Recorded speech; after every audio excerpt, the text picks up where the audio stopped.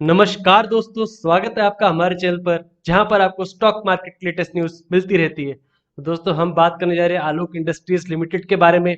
आप जानते हैं इसको रिलेटेड दो बड़ी खबरें आई हैं जिसकी वजह से वापस कंसोलिडेशन में चलने के बाद अब इसमें एक अपर सर्किट की स्ट्रीक शुरू हो गई है। तो दो खबर तो आप वाकिफ होंगे, पर एक जो बड़ी न्यूज़ है उनमें से वो ये है कि Q1 रिजल्ट्स अब आने वाले हैं 15 सितंबर को। तो यहाँ पर हमें क्या एक्सपेक्टेशंस रखनी चाहिए Q1 रिजल्ट से, और जैसे सिनेरियो हुआ था पीछे लॉकडाउन का और उसके बाद बिजनेस रिवाइव हुए थे, तो वहां पर हमें क्या नंबर्स एक्सपेक्ट करने चाहिए। और साथ ही में जब पीपी किट्स का मैन्युफैक्चरिंग शुरू हुआ था तो वो क्या एड दे सकता है इसके रेवेन्यू, इसके प्रॉफिट मार्जिन में। तो आज हम ये सब डिस्कस करेंगे कि क्या हमें हाई एक्सपेक्टेशंस रखनी चाहिए या इस क्वार्टर को, जो कि Q1 क्वार्टर है जिसके अभी रिजल्ट्स आएंगे, उससे हम असली वैल्यू पता नहीं लगा सकते अभी बिजनेस की। तो ये सब डिस्कस करेंगे हम। फिलहाल आप देखिए 30.15 पर ट्रेड कर रहा है। अगर मैं 1 मंथ चार्ट लगाऊं तो आप देखेंगे बहुत ही कम सीमित रेंज में घूम रहा था ये, और अब एक अच्छी न्यूज आने के बाद सीधा 2 पर सर्किट की स्ट्रीक आई है। एनएससी पर अगर आप देखें तो 100% डिलीवरी है ऑब्वियसली, क्योंकि ओनली बायर्स है इस शेयर में अभी। तो अब मैं आपको ले जाना चाहूंगा बीएससी पर, जहां पर एक बड़ी सर्कुलर, बड़ी अनाउंसमेंट की गई थी कि रिलायंस और जेएम फाइनेंशियल्स ने जो उनके प्लान थे, जितने शेयर्स उनको मिलने थे कंपनी को एक्वायर करने के बाद, वो लिस्ट कर दिए गए उनके नाम पर। यहाँ आप देख सकते हैं रिलायंस इंडस्ट्रीज को तकरीबन 115 करोड़ शेयर्स मिल चुके हैं, और वहीं जेएम फाइनेंशियल्स को 160 करोड़ शेयर मिल चुके हैं। तो यहाँ पर रिजल्ट्स की न्यूज़ भी आ गई और उसके साथ में ये बड़ी इंफॉर्मेशन भी आ गई, जिसकी वजह से अब इसमें अपर सर्किट की स्ट्रीक शुरू हो गई है। तो अब रिजल्ट्स क्या आने चाहिए, उसके लिए मैं आपको दो बड़ी अनाउंसमेंट पर ले जाऊंगा जो आलोक इंडस्ट्रीज ने की थी मार्च और अप्रैल में।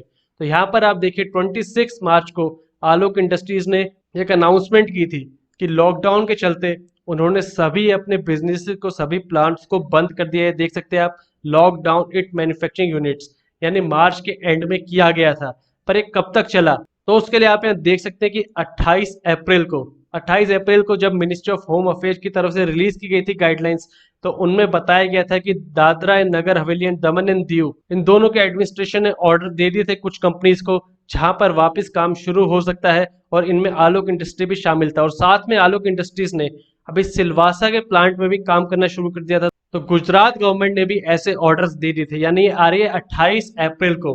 तो लगभग लगभग अप्रैल तो पूरा बिजनेस बंद ही था इनका। तो अब इस क्वार्टर के लिए बचते हैं मई और जून।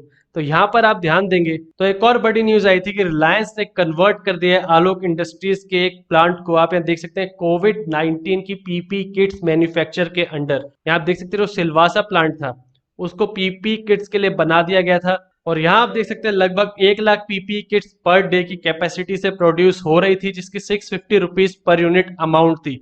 तो यहाँ से अगर हम यही नंबर लेकर चले और माने कि इन्होंने 2 महीना जो हमने डिस्कस किया अभी मई और जून, इन्होंने पीपी किट्स प्रोड्यूस की हैं, तो यहाँ से तकरीबन 6 करोड़ रुपए पर डे के रेवेन्यू के हिसाब से 2 मंथ का रेवेन्यू हो जाता है 360 करोड़। ये अपर बाउंड हो सकता है, हम एकदम अपर लिमिट लेकर चल रहे हैं, लेकिन आपको यहाँ से अंदाजा लग जाएगा। और दूसरी बात ये दोस्तों कि जब पहले रिजल्ट आया था तब 30% मैन्युफैक्चरिंग हो रही थी, 30% कैपेसिटी पर मैन्युफैक्चरिंग हो रही थी। और यहाँ पर अब वो इंक्रीज करते करते जून जुलाई तक खबर आई थी कि 70% कर दी गई है।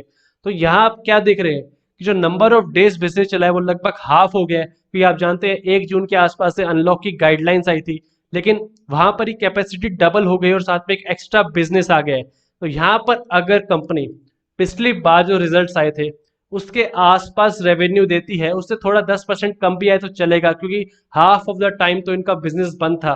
तो अगर उसके आसपास रेवेन्यू है तो हम मान सकते हैं काफी ज्यादा स्टेबलाइज हो चुका है बिजनेस। क्योंकि आपने देखा, अभी हमने कैलकुलेट किया कि बिजनेस डबल हो गया है, कैपेसिटी डबल हो गई है, पर साथ में नंबर ऑफ डेज जो काम किया वो कम हो गया है।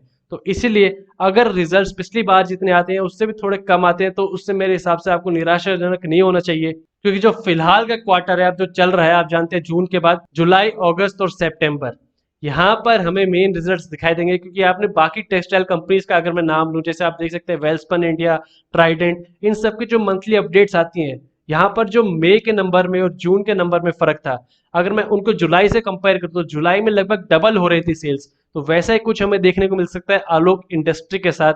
और साथ में ये एक्सपोर्ट का ज्यादा काम करता है, और वो भी बूस्ट हुआ जब से अनलॉक शुरू हुआ। तो मैं आपको यही कहना चाहता हूँ कि अगर रिजल्ट्स थोड़े पिछली बार जैसे आए या उससे कम आए तो उससे आपको एक नेगेटिव इफेक्ट में नहीं लेना चाहिए, क्योंकि मान सकते हैं हालात ही ऐसे थे। अगर हम बोले तो हमने अभी देखा कि लगभग 1.5 से 2 महीने ही काम चला है, और यहाँ हमें पता लग जाएगा पीपी किट्स के बिजनेस में कितना शेयर है इनका ओवरऑल इंडिया में, और साथ में क्या प्रॉफिट मार्जिन है। तो इससे हम जो उससे अगला क्वार्टर है उसके अच्छे रिजल्ट्स जान पाएंगे। और फिलहाल दोस्तों शेयर तो काफी वल्नरेबल है, यहाँ पर अपर सर्किट न्यूज आते ही चलेगा, और वहीं पर फिर ऑपरेटर का खेल आकर वहीं से वो शेयर्स लेना चाहेंगे। तो फिलहाल अभी ये कंपनी वैल्यूएशन ढूंढ रही है, और ये रिजल्ट्स काफी हद तक हेल्प करेंगे। लेकिन मैं बताना चाहता हूँ आपको फिर से कि ये जो रिजल्ट्स आएंगे फेयर वैल्यूएशन नहीं होगी, क्योंकि कंपनी ने फुल तरीके से काम, तो जो अभी क्वार्टर चल रहे हैं हम बोलेंगे इसको Q2 क्वार्टर, जो अभी सितंबर खत्म होते होते एंड हो जाएगा, यहाँ पर पता लगेगा मेन क्या बिजनेस आगे बढ़ा है। अब यहाँ से रिलायंस की जो फेमस डील्स हुई हैं, अभी साथ ही में आप जानते हैं रिटेल सेक्टर में डील हुई है, तो वहां पर रिलायंस अब चाह रहा है काफी बिजनेसेस में कि वो पाइप भी ओन करे और वहां पर बिजनेस भी ओन करे, उसको डिस्ट्रीब्यूशन भी ओन करे। तो यहाँ से अपने टेक्सटाइल ब्रांड्स को, आप जानते हैं रिलायंस के काफी ब्रांड्स है क्लोथिंग में भी, अगर वो आलोक इंडस्ट्री के थ्रू वहां पर करे तो आप जानते हैं रिलायंस का प्रॉफिट मार्जिन बढ़ जाएगा, और साथ में आलोक इंडस्ट्रीज का बिजनेस भी बढ़ जाएगा। और अब रिलायंस ने इसमें मेजर एसेट ले लिया है, तो आप जानते हैं मेजर शेयर होल्डिंग ली है, तो उसके साथ साथ अब इसमें इंप्रूवमेंट आनी तय है। पर आप अभी के अपर सर्किट और लोअर सर्किट के ट्रेंड में ज्यादा भय मत जाइएगा, कि आप जानते हैं अगर मैं लंबे टाइम का चार्ट लगाऊं तो आप देख सकते हैं 6 मंथ में तकरीबन 50 के ऊपर गया था, लेकिन वहां आप दोबारा नहीं आया है।